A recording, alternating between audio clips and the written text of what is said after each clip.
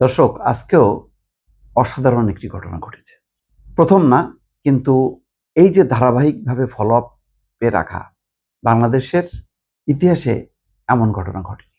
প্রধানমন্ত্রী তারেক রহমান নিজে গাড়ি চালিয়ে ঢাকা উত্তরের বিস্তৃত এলাকা নিজে পরিদর্শন করেছেন। ছুটির দিনে চিন্তা করেন।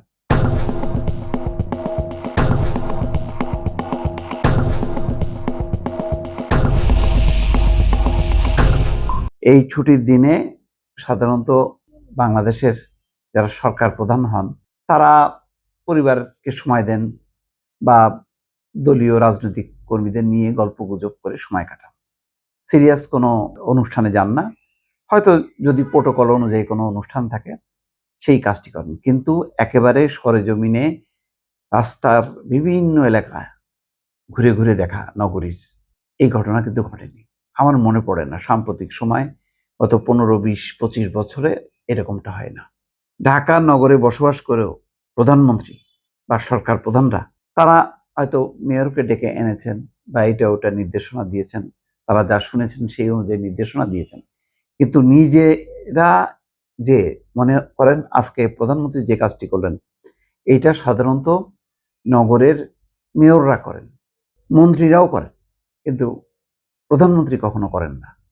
আজকে সেটা ঘটেছে এবং দেখেন কি দেখলেন? দেখলেন যে তিনি আগেই বলেছেন যে তিনি একটা নির্ধারিত সময়ের মধ্যে ঢাকা উত্তর দক্ষিণ গাজীপুরের একটি উন্নয়ন দেখতে চান, সৌন্দর্য দেখতে চান, ব্যবস্থাপনা দেখতে চান, পরিষ্কার পরিচ্ছন্নতা দেখতে চান।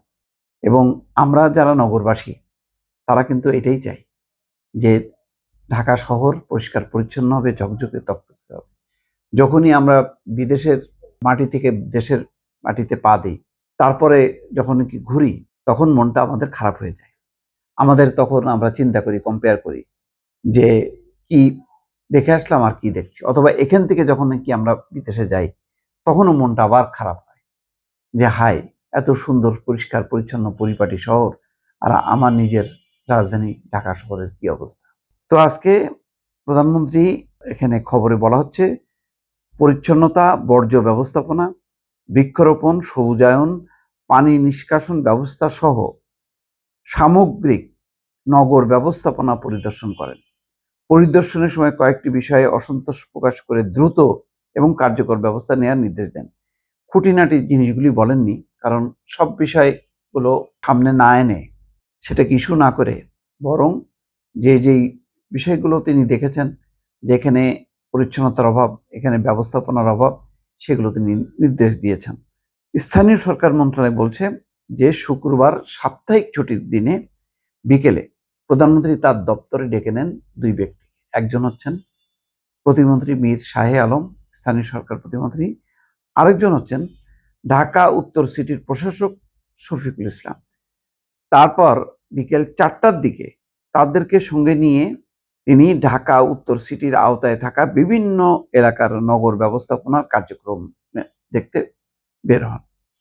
পরিদর্শনের সময় প্রধানমন্ত্রীর গাড়িটি ইসিবি চত্বর, মিরপুর ডিওএইচএস, দিয়াবাড়ি, উত্তরা 3, 4, 5, 6 নম্বর সেক্টর, এয়ারপোর্ট সড়ক, কাকুলি মোড়, মহাখালী, ফার্মগেট, মানিক মিয়া এভিনিউ, আসাদ গেট, মোহাম্মদপুরের Salimullah road, Iqbal road, Tajmahal road, Japan garden city, Shyamoli মোড়, গণভবন মোড়, জিয়া উদ্যান, শেওড়াপাড়া, কাজীপাড়া, মিরপুর 10, কচুক্ষেত, ক্যান্টনমেন্ট, সৈনিক ক্লাব, কাকলী ও বনানী ঘুরে যান।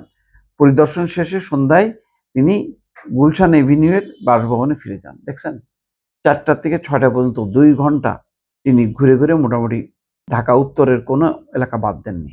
ঘুরে তিনি বাসায় যান এবং এই পুরোটা সময় তিনি নিজে গাড়ি চালিয়েছেন। তো এইটা আসলে এটা খুবই আশাব্যঞ্জক যে প্রধানমন্ত্রী যেহেতু নিজে এখন বসবাস করেন রাজধানী ঢাকায়, সুতরাং এই ঢাকা একটা আধুনিক নগরী হবে না, এই নগরীটা একেবারে বিশৃঙ্খল এবং অপরিচ্ছন্ন একটা নগরী হবে, এটা তিনি কোনোভাবেই মানতে পারছেন না।